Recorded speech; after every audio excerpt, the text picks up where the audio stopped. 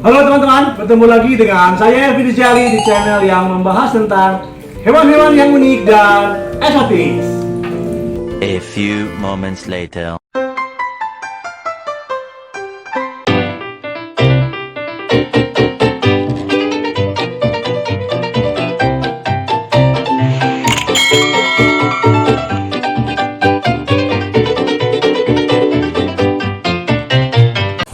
Jangan lupa subscribe, like, share, and komentar. Mantap. Teman-teman, kemarin saya dapat tamu ya dari sebelah tetangga saya juga. Dia meminta tolong kepada saya karena katanya ada hewan bunglon yang masuk ke rumahnya. Saya pikir kalau bunglon sih tinggal ditangkap ya, tapi kata dia bunglonnya beda, aneh, dan warnanya juga nggak seperti bunglon seperti biasanya gitu loh. Nah makanya saya akhirnya penasaran dan saya ke rumahnya. Kemudian saya mencoba untuk menangkap hewan tersebut dan ternyata hewan tersebut adalah ini dia teman-teman. Ternyata hewannya bukan bunglon ya. Ini adalah seekor biawak tapi masih anaknya ya, masih kecil. Dan biawak ini adalah sejenis biawak air yang memang dia sering dekat dengan sumber-sumber air ya, dan sekarang ini karena mungkin rantai makanannya dia terganggu oleh manusia dan lain-lain, akhirnya dia sering masuk ke pemukiman manusia. Nah teman-teman, ini adalah biawak air yang sering disebut bahasa latinnya ya adalah Varanus salvator, atau orang bilang juga ada yang bilang salva ya. Sebenarnya hewan ini adalah hewan yang penakut ya, tapi karena memang dia mungkin kelaparan, akhirnya dia masuk ke rumah-rumah pemukiman. Teman-teman, dia merupakan biawak yang tersebar luas di daerah Asia Selatan dan Asia Tenggara. Namanya dia bermacam-macam ya, tergantung di daerahnya ya. Nah, biasanya di Sunda dia disebut dengan bayawak, dan di Jawa kadang-kadang ada yang bilang menyawak. Di Madura dibilangnya berekai, dan di Inggris dibilangnya lizard, ataupun ada juga yang bilang sebagai monitor. Ini kebetulan jujur aja masih galak banget karena mungkin dia masih baru masuk ke pemukiman ya. Jadi dia masih liar dan biasanya perlu waktu untuk bisa mengenjinakkan dia. Teman-teman bisa lihat ya, dia mempunyai bentuk kepalanya runcing. Lihat tuh, runcing banget ya. Kepalanya runcing. Terus dia mempunyai 4 kaki. Ini kakinya 4 nih. Memang masih agak galak sekali. Saya juga pakai sarung tangan tebal ya, karena dia beberapa kali mau menggigit. Dan dia mempunyai ekor yang panjang. Nah, teman-teman, ekornya panjang banget. Ekornya panjang. Dia sering menjulurkan lidahnya. Teman-teman lihat tuh, dia sering menunjukkan lidahnya. Tuh, lidahnya keluar tuh. Lidahnya ini sebenarnya dia berfungsi untuk mendeteksi adanya aroma bau, aroma segala macam, dan juga dia untuk mendeteksi lokasi dari mangsanya. Makanya dia sering mengeluarkan si lidahnya itu. Lidahnya itu juga teman-teman dia mirip ular. Jadi lidahnya ini dia bercabang juga ujungnya seperti ular. Dia juga mempunyai kulit yang agak kasar ya. Kulitnya kasar sekali, teman-teman bisa lihat tuh. Kulitnya kasar dengan tekstur-tekstur yang bercampur antara warna hitam, abu-abu, dan warna kuning dengan bintik-bintik bercak-bercak yang kuning ini memanjang dari kepalanya sampai ke bagian ekornya. Dan di bagian ekornya dia bergaris-garis berwarna hitam. Dia mempunyai ekor yang lumayan panjang ya dengan belang-belang ini, dan ekor ini juga merupakan salah satu pertahanan diri dia. Karena kalau dia merasa terancam atau merasa bahaya, dia bisa mengibaskan atau menjabatkan ekornya seperti cambuk. Dan biawak ini dia aktifnya biasanya di siang hari. Karena siang hari, jadi kalau malam dia kebanyakannya dia mungkin tidur ataupun bersembunyi di sarangnya ya. Nah teman-teman, makanya itu gampang sekali. Makanya itu mudah sekali juga ditemukan di sekitar kita ya.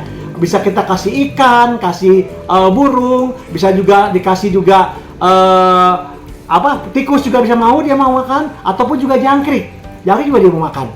Jadi memang gampang sekali untuk memberi makan dia, dan kita berikan mungkin sesuai dengan porsi tubuh dia ya. Kalau misalnya sekecil gini ya kita kasih jangkrik mungkin sekitar 5 ekor yang kecil-kecil ya, ataupun juga kita kasih ikan kecil-kecil yang masih kecil, dan cukuplah 1 sampai 2 ekor ya untuk dia makan sehari.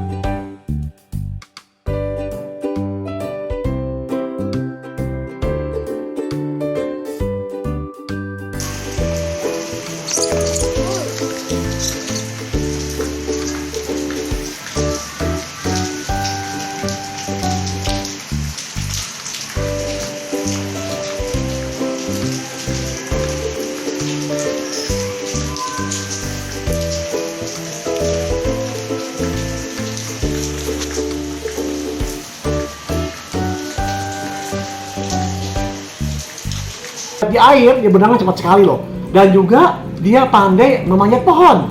Memang lengkap sekali ya di air. Kalau misalnya dia untuk menangkap mangsanya, dia bisa mengejar ke atas pohon, ataupun juga dia bisa berenang ke dalam air.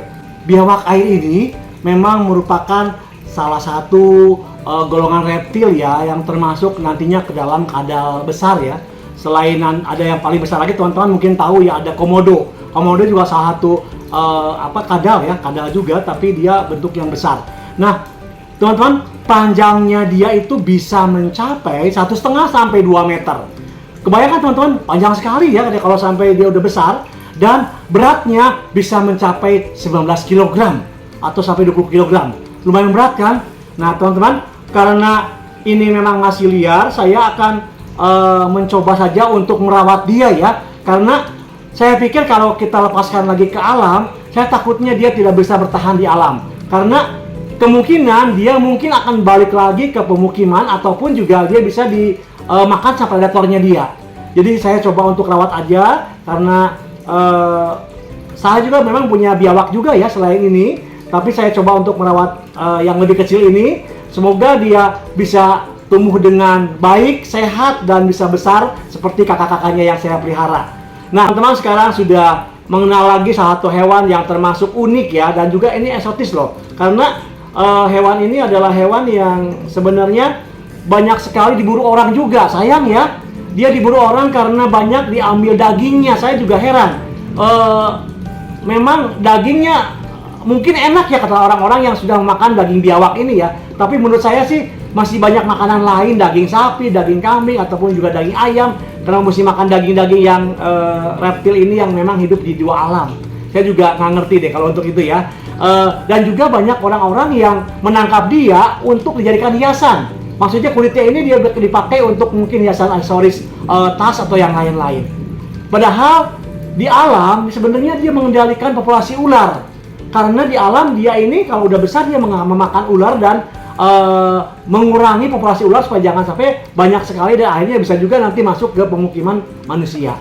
Nah, memang kembali lagi pada masing-masing teman-teman ya. Yang penting saya sudah memberikan suatu himbauan juga pada teman-teman, apabila memang mendapatkan ini, kalau kita tidak lepaskan lagi di alam, kalau bisa ya dirawat dengan baik kalau memang bisa untuk merawatnya.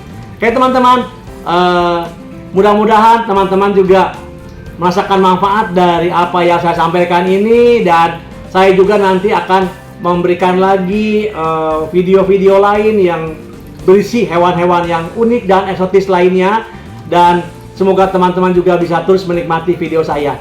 Salam teman-teman.